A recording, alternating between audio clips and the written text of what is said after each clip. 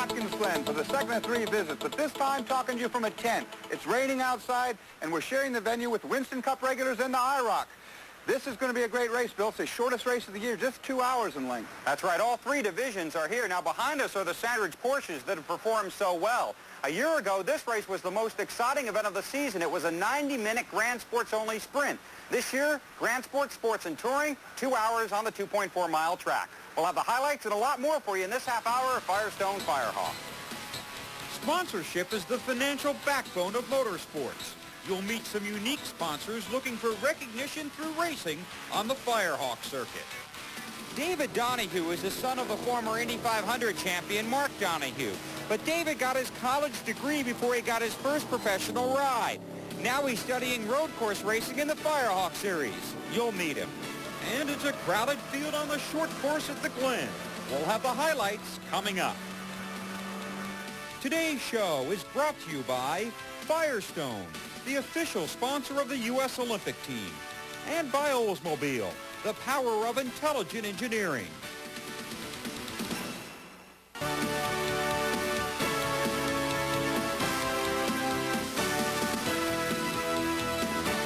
Like other drivers you've met, David Donahue is in the Firestone Firehawk series gaining very valuable experience. One of the hardest things a driver has to do today is to get seat time, a lot of time in a car. Firestone Firehawk offers that. There's a lot of drivers that have come out of this series, have done very well. Myself, Jeremy, Dale, Tommy, Kendall. This week, little Al Unser Jr. will be in a Firestone Firehawk car. David Donahue is a special story, and Bill has it for you today. David Donahue is getting some seat time on Saturdays this summer. And while sometimes the terrain can be a little rugged, Donahue is hoping to smooth the rough edges of his youthful racing career. At age 24, Donahue made his professional racing debut in the June Firehawk event at Mid-Ohio. A fuel starvation problem plagued the team's Porsche, but Donahue's career was underway. The following week prior to the 24-hour race at Watkins Glen, a co-driver crashed the team car in practice. But the crew repaired the car, it ran well, and the team finished in the top 10. You have to learn, there's a real trust involved, not only in the other drivers, but also on the team, because it's the first time I've had someone else prepare my car. And you have to stand back and, okay, they know what they're doing, let them do it. But it's true, you do need a lot of patience. Donahue's experience has been limited to road racing competition with Porsche Club and a brief appearance on the oval at Nazareth. So in each of his first 3 Firehawk races, he has compared miles and styles with his driving partners. All the drivers that are driving for Dave Voigt this weekend, we're all exchanging notes and seeing what works best, but there's a lot of individual technique when it comes down to the bottom line. Everyone drives their own way, and that really sets people apart. You really can't drive the way person X drives, if you're not the person. So. Donahue hopes to compete in the final 2 Firehawk races this summer at Elkhart Lake, then the season finale at Watkins Glen. The competition is very close. You really have to work hard to win. We feel we're competitive. The Vardy team is very strong, and the Kelly Moss team is very strong. But it comes down to any racing. You're going to have to really work at it to win. One thing David does bring to Firehawk is a famous racing name. His Hall of Fame father won 3 Trans Am championships, the 24 Hours of Daytona, and the 1972 Indy 500, when David was just 5 years old. Obviously, the family name must come up quite a bit. Is that a help, a hindrance? Tell us about, your family and what effect the Donahue name has had either on you or for you. It's helped. It's helped open doors and get some recognition. I don't expect to ever fill his shoes. He's my idol as well as a lot of other people. And if I could do half as good a job as my father did, then I'd be set. How well did you know your dad? Not very well. I was very young when he was killed. What are your memories? All good. I remember Pocono in '71. I was very young then, and I remember my brother saying, "Daddy's in the lead, Daddy's in the lead."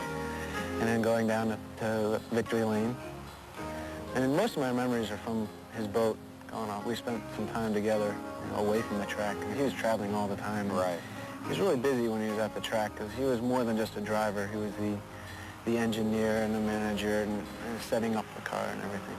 So did you learn maybe as much about attitude as you, probably more about attitude really than racing from him since you were so young?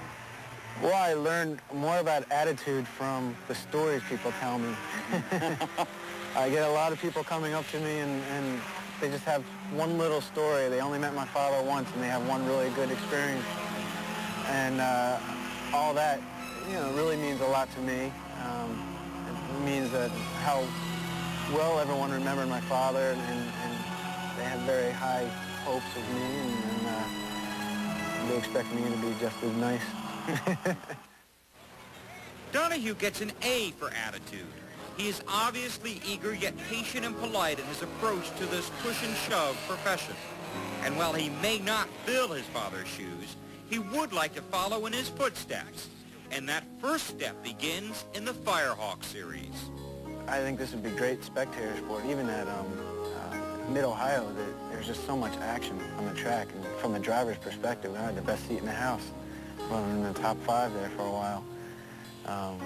It was just, everyone was always trying something somewhere. It was a lot of fun, very interesting.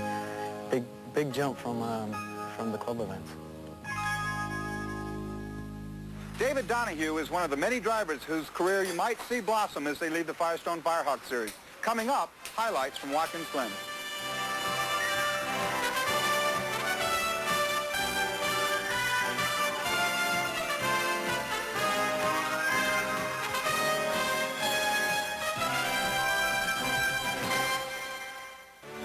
Introducing a car so intelligently engineered, it's ever.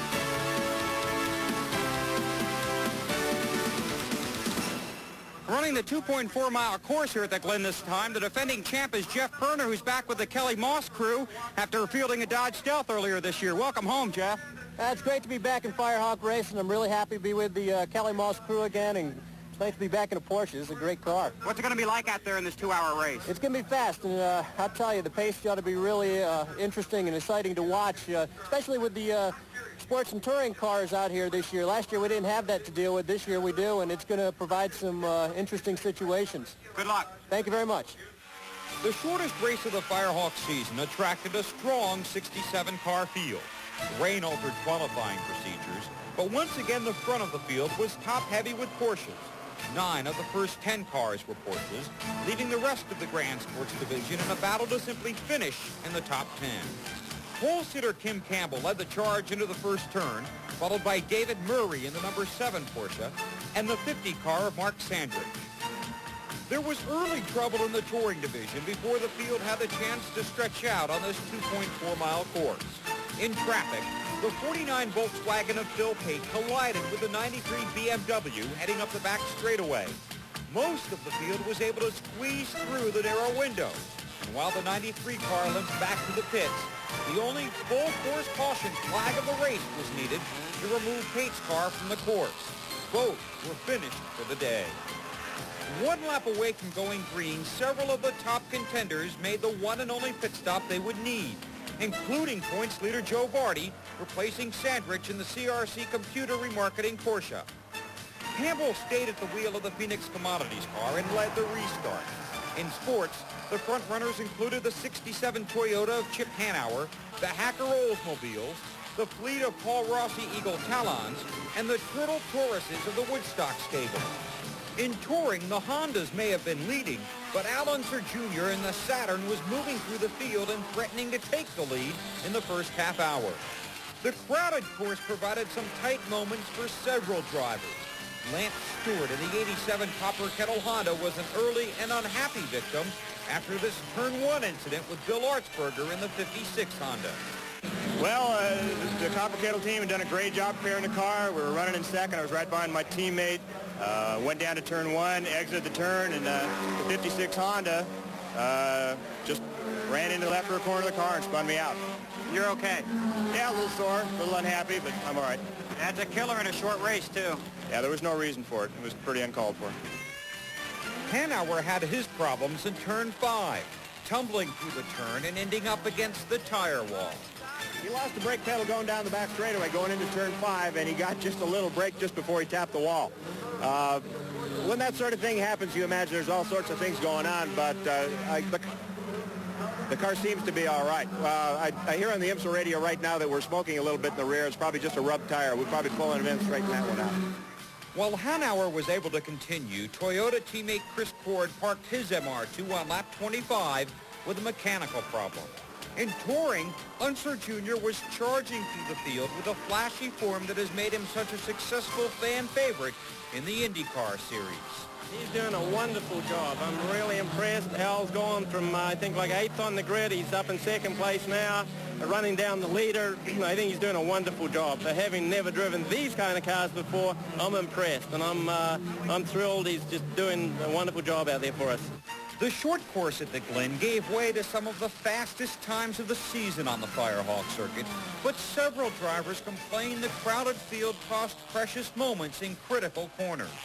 The number 12 TC Klein Honda ran into trouble with the number 20 Ford Pro, slowing this Honda's pursuit of Unser. Campbell in the Phoenix Commodities car held the lead as the field raced through the halfway mark, but he still needed to pit for gas and the mandatory driver change.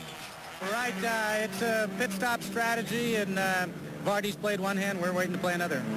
Going real well so far, though. Yeah, we're leading. We have about not quite a 30-second lead, but we figure that it's going to take 30 seconds to change driver and put the fuel in, so that puts Vardy and us neck and neck for the last half hour or so. Along with Vardy, the contestants trying to catch Campbell included the 7 and 77 Kelly Moss cars and the 06 Porsche. In sports, the 24 Eagle was the leader after the first hour, with a Team 39 car second and the 67 Toyota running third, despite running into that tire wall. The touring division leader was Al Unser Jr. in the 44 car, with the 78 Copper Kettle Honda running second and the TC Klein Honda third. Lap after lap, the close calls continued, but the caution flag never reemerged, forcing green flag stops in the final 40 minutes. Campbell's crew made a super stop, getting Cooper in the car and enough fuel in the tank to take this team to the finish. The entire stop took just 29 seconds, but the team had surrendered the lead to the 77 Kelly Moss Porsche on lap 52. Then on lap 55, points leader Vardy moved to the front. In the Paul Rossi pits, the crew went to work on the sports division leading 24 Talon. Garth Ullum gave up the seat to Scott Gaylord, and the team topped off the tank with enough gas to get Gaylord to victory lane. This was by far the team's best run of the 91 season. Yeah, it was a good run. The Paul Rossi Performance Dynamax split-fire car was just running perfect. The crew did an excellent job. I just kept it out front, tried to keep my nose clean so the Scott could be in at the end and to take the win. That's what we're going for all the way, the win this time, number one. The Oldsmobiles were chasing, and so was the 36 Ford Taurus of Willie Lewis and Jim Bryant. In touring, Peter Farrell took over the lead car from Unser, who made a predictably impressive Firehawk debut. It was a good run. You know, we had a lot of fun with the Honda racing out there, and it seemed like I could outrun it a little bit down the straightaway, but he could get me in the corners, so. As the sun set, the front runners watched and waited, with fingers crossed. Any problems forcing a second pit stop would eliminate the car from contention. The performance of Al Unser Jr. was rewarded with a victory for co-driver Peter Farrell and the 44 team, with the 12 Honda and the 30 Honda the only other cars in the division on the lead lap at the finish. In sports, the 24 Eagle was the car to catch, and no one could, apparently sending Rossi to victory lane for the first time in 7 races. But this car was disqualified following the post-race inspection for illegal turbo boost, giving the victory to Paul Hacker and Chuck Hemmingson in the Zero Castrol GTX Oldsmobile. Rossi's appeal of the penalty was denied. And in Grand Sports, Cooper carved into Vardy's lead for 13 laps and recaptured the lead on lap 64. The final 13 laps were a battle for second between points leader Vardy and Nick Ham. third on the track and second in the points race. Again, the Porsche advantage produced some lopsided results, taking the top 8 positions. At the end, only Porsches remained on the lead lap. Well, it's been a lot of work. This has been a long one coming for you guys. Yeah, we've tried real hard, but obviously we're creeping up on them and everything. Finally, it's all come good. I'm just sorry Tom wasn't here. Tom's back in Texas, and he owns the team and everything, but we did this for him, and we really appreciate it. Yeah, we've worked hard for it all year. The crew has just worked so hard, and Tom Mitchell has put so much into this team. We've worked really, really hard for this, and Kim Campbell and I have tried every time here, working really hard. The crew's really busted their tail, and I'm proud of all of them. Boy, that was a hard race. Car was hopping out of gear on me right at the end there, so I was starting to sweat a little bit. But Unser Jr. did a hell of a job, got us right up front there, and I just wanted to hang on and looked in my mirrors, and I saw Honda spinning everywhere behind. I knew it was mine then. I just had to cruise on home.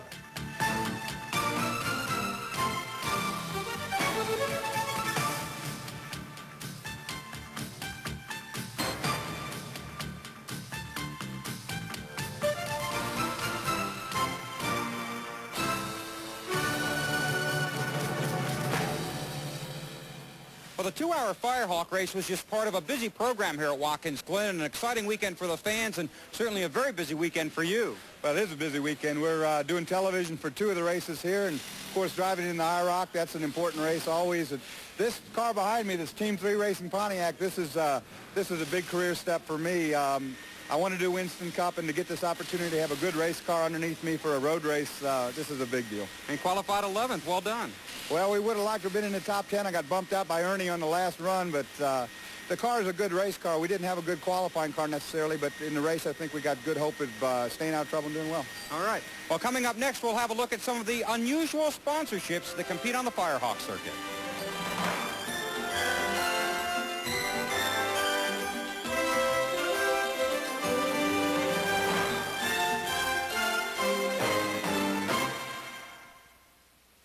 Off the racetrack.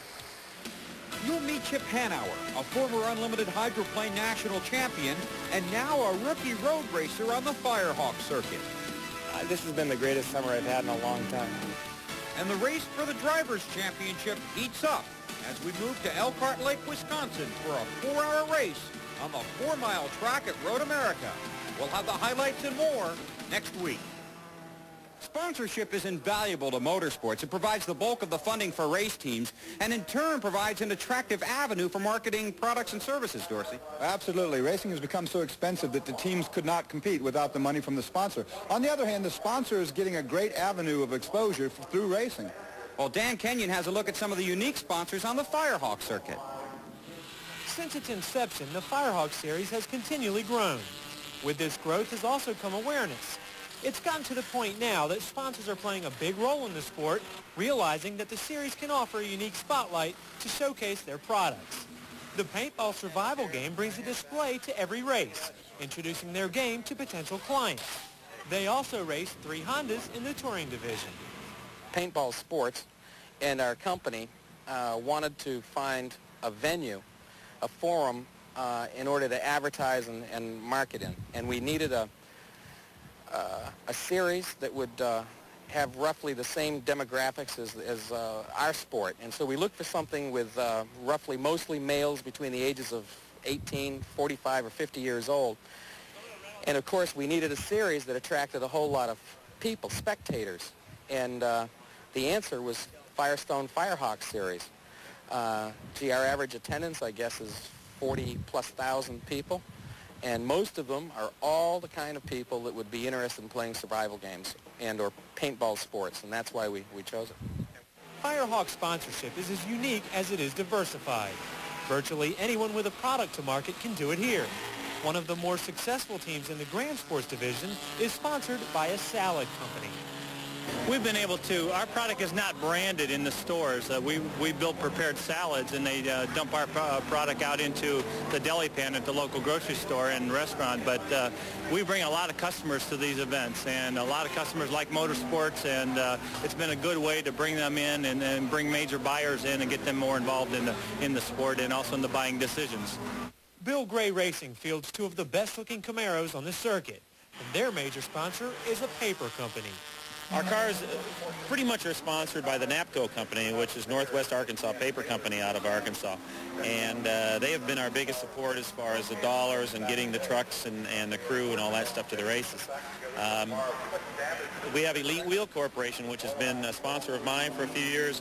They supply our wheels to us, and they give us a choice of, as far as the quality of wheel that we want, or as if we want a billet wheel or aluminum cast wheel. And of course, we think they're build one of the best wheels on the market. Princess Casinos have been involved in the Firehawk Racing Series for several years, and they couldn't be happier with the exposure the sport gives them. For quite a few years now, I've been involved with the Princess Casinos operation, which is the Bahamas Princess Resort Casino Hotel down in Grand Bahama. And it was just a natural for me to put the name of my company on the car. It's a consumer product. It's very widely known. We're drawing customers from, various parts, target markets in the country. And most of these target markets actually happen to be where we race in the Firehawk series. So it's just a natural for extended promotion of the main product that I'm involved with. Now, next time out, the Firehawk Circuit races at Elkhart Lake. It's a 4-hour race for all 3 divisions. We'll have the highlights. And don't forget to make Inside Winston Cup Racing a part of your Sports Sunday each week here on TNN. And we'll see you next week back here on Firestone Firehawk. Today's show has been brought to you by Firestone, the official sponsor of the U.S. Olympic team, and by NAPCO, the Performance Paper Company.